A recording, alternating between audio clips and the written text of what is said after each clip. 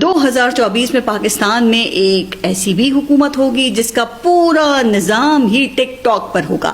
ایک ایسی وزیر اعلیٰ ہوں گی جن کی اٹھتے بیٹھتے کھاتے پیتے چلتے پھرتے ساری خدمت ٹک ٹاک پر یوں وائرل ہوگی کہ یانگ ہمنگ بھی حیران و پریشان رہ جائے گا. اچھا، پاکستان کی سیاست تو پہلے ہی بڑی ہی انٹرسٹنگ تھی، مگر مریم نواز نے اسے ٹک ٹاک کے سنہری دور میں داخل کر دیا. اب جلسے میں نعرے کم، فلٹر زیادہ اور عوامی رابطہ کم اور ری ٹیک زیادہ ہوں گے. بلکہ اب تو سوشل میڈیا پہ یہ سوال بھی اٹھایا جا رہا ہے کہ ہمارے شناختی کارڈ پر ہماری ہی تصویر رہے گی یا وہاں بھی مریم نواز کی تصاویر ہی ہوں گی. بلکہ کچھ لوگ تو یہ بھی کہہ رہے ہیں کہ اگر یہی حال رہا تو ایک آدھ کرنسی نوٹ بھی قائد اعظم کی تصویر سے ہاتھ دھو سکتا ہے. بہرحال اب نئی نسل کے سامنے تو یہی سوال ہے نا کہ قیادت کے معیار کو گورننس سے ناپا جائے یا پھر ویوز سے. مریم نواز نے سیاسی حکمت عملی کے طور پہ ٹک ٹاک کو اپنی شاہکار اسٹریٹجی مان لیا ہے. آخر یہ 30 سیکنڈ کی ویڈیوز میں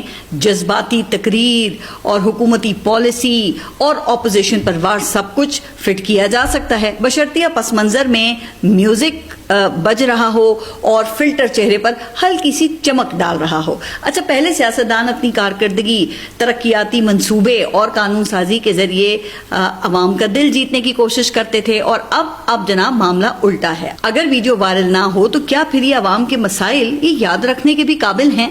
اب مریم نواز کی ڈیجیٹل ٹیم دن رات ایک کر کے کلپ تیار کرتی ہے جیسے کہ قوم کا مستقبل ان 20 سیکنڈ کی ویڈیوز میں چھپا ہوا ہو. اچھا، پھر کچھ کلپس میں وہ مسکراتی ہیں، کچھ میں غصے میں تقریر کر رہی ہوتی ہیں، کچھ میں بس چلتی ہوئی فوٹیجز ہوتی ہیں، لیکن مقصد ایک ہی ہے کہ عوام کو یاد دلانا کہ لیڈرشپ اب جلسوں میں نہیں ٹائم لائن پر ملتی ہے. اگر جلسوں میں ملتی تو میاں محمد نواز شریف سیاست سے ریٹائر ہو کر مری اور جاتی عمرہ میں میٹنگز نہ کر رہے ہوتے. اب دلچسپ بات یہ ہے کہ سیاست میں کبھی عوامی رابطہ براہ راست ملاقاتوں سے بنتا تھا، اور آج کل قدرتی آفات کے دوران ویڈیوز اور فوٹو شوٹ سے بنتا ہے. بس اگر ویڈیوز اور تصاویر وائرل ہو جائیں تو پھر آپ سمجھ جائیں کہ عوام خوش ہیں، اور اگر کچھ کامنٹس جن میں کچھ کرٹیسائز کیا جا رہا ہو تو پھر فوراً سازش کی بو آنا شروع ہو جاتی ہے. کوئی تنزیہ یا تنقیدی ولاگ کر دے تو سیاست، جمہوریت اور نظام وہ سب خطرے میں پڑ جاتا ہے. لیکن امید ہے کہ میرے اس ولاگ سے یہ سب چیزیں خطرے میں نہیں پڑیں گی، کیونکہ میرا مقصد تو ٹک ٹاک کی عظیم تاریخ بتانا تھا نا.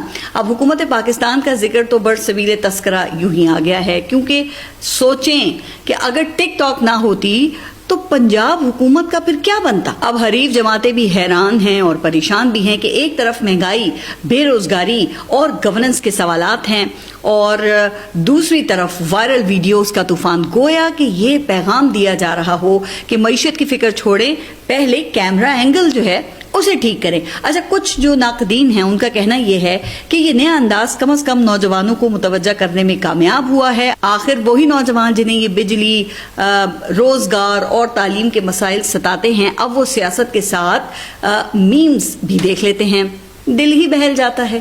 تو یوں سیاست ایک انٹرٹینمنٹ پیکج بن کر سامنے آتی ہے. لیکن سوال یہ ہے کہ جب یہ فلٹر ہٹیں گے تب سیاست کی اصل تصویر وہ کتنی صاف دکھائی دے گی. ویسے اب اس کا مطلب یہ بھی نہیں ہے کہ باقی صوبائی حکومتوں نے بہت بڑا کوئی تیر مار لیا ہے.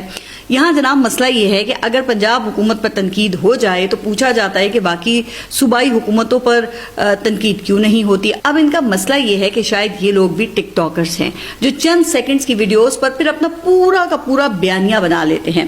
اگر یہ صرف میری ہی یہ ٹائم لائن اٹھا کر دیکھ لیں تو تنقید تو آپ کو پھر خیبر پختونخوا اور سندھ کی جو حکومتیں ہیں اس پر بھی اچھی خاصی ملے گی.